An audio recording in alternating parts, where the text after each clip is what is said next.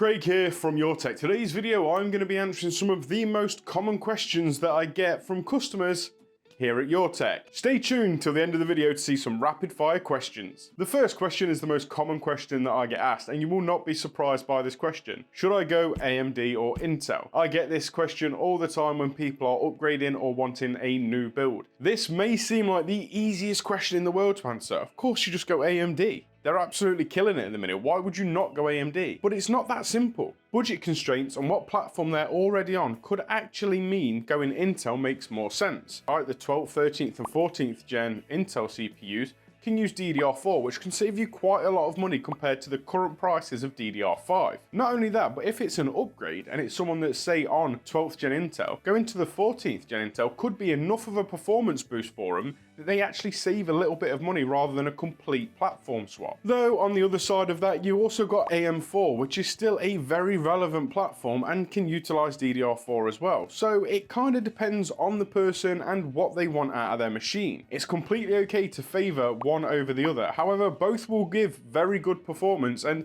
I don't think many people will be disappointed by what they get on either side for the money that they spend. It doesn't matter as much as people say, Intel or AMD, they both make CPUs, they're both good for gaming, and you'll be absolutely fine, whichever one you choose. The second question isn't going to be much of a surprise either, and it's very much on the same lines as the first question. Should I go AMD or Nvidia for my graphics card? The quick answer to this question is, to be honest, either. Both give very good performance, both are fantastic for gaming. But there's a few questions that should always be asked whenever anyone mentions this question. The first one, are you interested in any way, shape or form with ray tracing? If ray tracing is a technology that you want to properly utilize and get the most visual effects out of your game, AMD are catching up in this respect, but Nvidia are still way ahead when it comes to ray tracing performance. Does the customer have any interest in using upscaling technology, or is it something they want to completely stay away from? If they're okay with using upscaling or they want to use upscaling, FSR and DLSS are both very good. But once again, DLSS does have the edge over AMD. And the last and probably the most important one is price. What is your budget? Pound for pound, you can usually get better performance going with AMD graphics cards than you can Nvidia graphics card. And the last question that anyone should ask when it comes to any kind of graphics card is, what resolution are you playing at? Because this matters a lot, especially with a graphics card. If someone's only wanting to play 1080p, go for either card. It doesn't matter. AMD or Nvidia, both will give you absolutely unbelievable performance and you'll be happy as Larry. Same story with 1440p. There is absolutely no reason why someone couldn't have an AMD or an Nvidia card at 1440p. It is to a degree the same at 4K. However, Nvidia does edge out AMD in this respect by a margin. The 5080 and 5090 are quite far ahead of the 9070 XT when it comes to 4K, especially at native. If you're okay utilizing upscaling technology, you can get away with either, and especially with how much more VRAM you usually get on an AMD card versus an Nvidia card, AMD could be the answer. However, if ray tracing, upscaling, and you're at high resolutions, I would go Nvidia. If it's bang for buck that you want, almost always I would recommend AMD. The next question is probably my favorite question. Will it play Fortnite and will it play Minecraft? I absolutely love this question, and to be honest, it's my favorite question. I get it all the time, whether it's upgrades or a new computer, customers will often ask, will it play Fortnite? Will it play Minecraft? Will it play Roblox? And I love the question. And the reason I love it is because whenever I get asked this question, it is always from a parent or a guardian that wants to ensure that their child that is getting a gaming PC is going to be able to play the games that they love and they want. And to anybody that is in this kind of industry or business or PC building, whatever it is you're doing, to remind you, don't get annoyed by these questions. You are going to get them a lot and you are going to hear it over and over and over again. And it's okay. Take some joy in the fact that you are giving somebody the ability to play a game that they really want to play. And you're giving a parent or a guardian the peace of mind to know that their kid is going to be happy playing the games they want to play. It's an awesome question, and it's one that shows that a parent really cares about what this gaming PC can do. It's one of my favorite questions. It might be a little bit sentimental, but I don't care. It makes me smile. And the next most common question is, can you upgrade my laptop?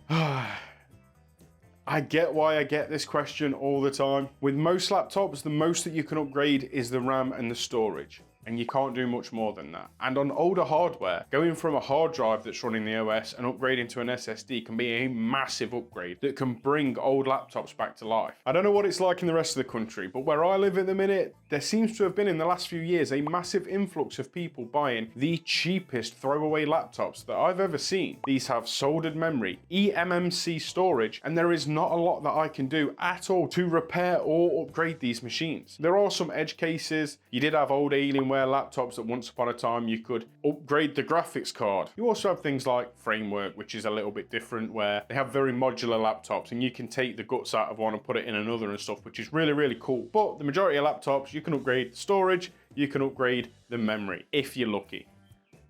Do I need insert amount of RAM here in my PC? And it's not an easy question. It's going to completely depend on people's use cases. It's going to depend on what PC they have, what laptop they have. But it is a question that as a tech repairman, you will get all the time. And the worst thing about this question as well is that there is so much conflicting information online. Some people believe that 16 gigabytes of RAM is more than enough for a gaming PC. Others swear by 32 gigabytes. People that are into heavily modded games will swear you need 64 gigabytes or more. Then you've got people that are into video editing or photo editing that need more RAM. And then you've got this new wave of people that are into AI chatbots and stuff that can often use up quite a lot of RAM. One of the most damaging things that I can see is when people, especially online, will say if all you need is web browsing and simple spreadsheets, you don't need more than 8 gigabytes of RAM.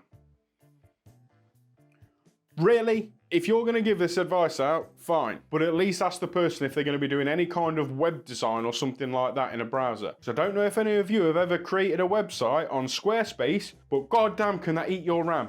Oh my God. Well, my God, just because you're in a browser doesn't mean you ain't going to be eating up RAM. I'm just saying. Like, there's some quite intensive applications that can be used through a browser. Anyway, rant over. The best way to give advice on this topic as well is ask questions. Ask what it is they're going to be using it for. Do you do any photo editing? Do you do any video editing? Do you do any website design? What is the use case? What games do you play? Do you like to mod your games? What kind of system do you have? All these questions can help you define whether or not someone needs more RAM, or maybe there's something else going on with their PC that has got nothing to do with RAM and people just assume more RAM equals more better.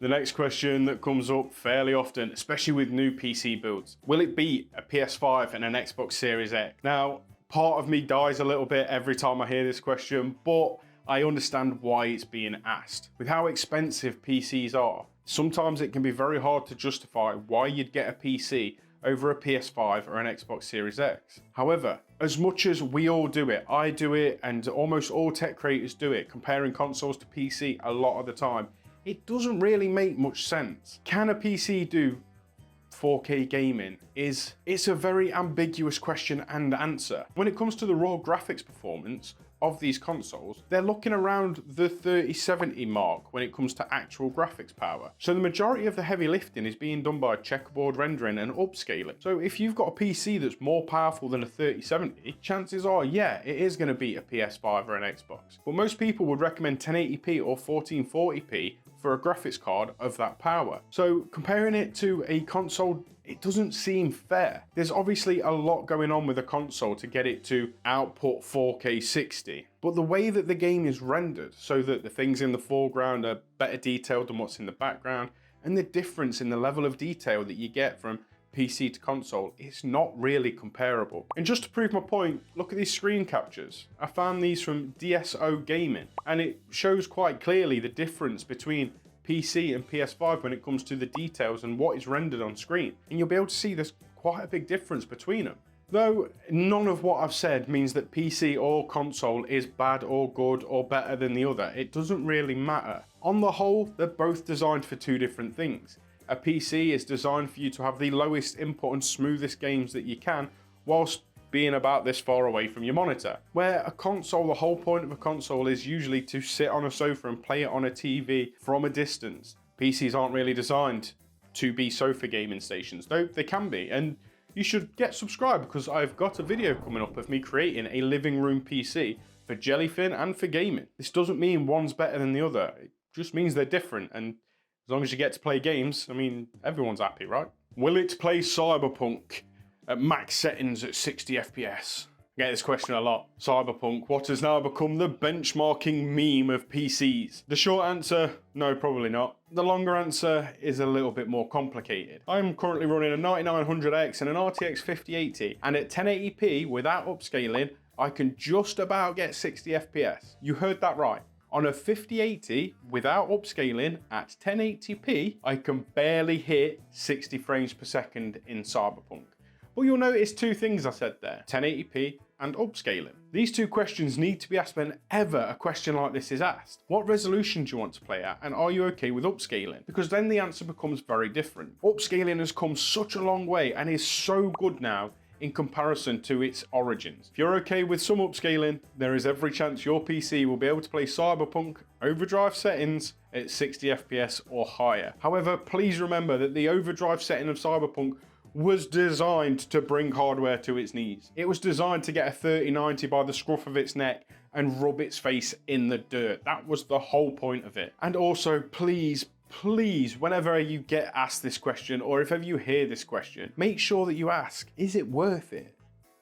Would you not rather play at ultra settings and get like 100 frames a second and have a much smoother experience? It's one to think about. I'm not saying there's a right or wrong answer. It's just there are diminishing returns when it comes to quality settings on games, and you need to find the right setting for you. Those are the most common questions that I hear as a tech repair / PC builder. I get these questions a lot. However, this is not the end of the video, because now we have the quickfire question round.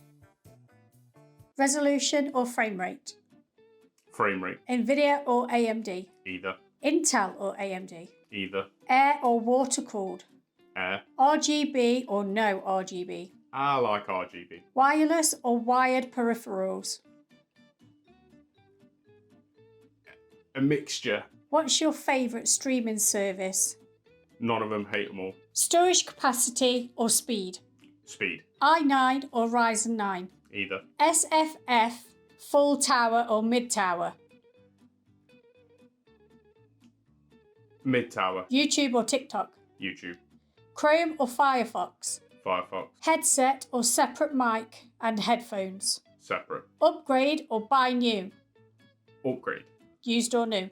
Used. Controller or keyboard and mouse? Depends on the game. Would you rather fix a laptop or a PC? PC. Would you rather fix an Xbox or a PS5? PS5. Would you rather play on an Xbox or a PS5? PS5. What's the minimum someone should spend on a gaming PC? 200 quid. Frame gen, yes or no? No. And that is the end of the quickfire questions round. If you liked the video, give me a thumbs up. If you didn't like it, give me a thumbs down. And let me know what you guys thought of the video. Drop your comments down below. Hopefully, I will see you on the next time. Bye.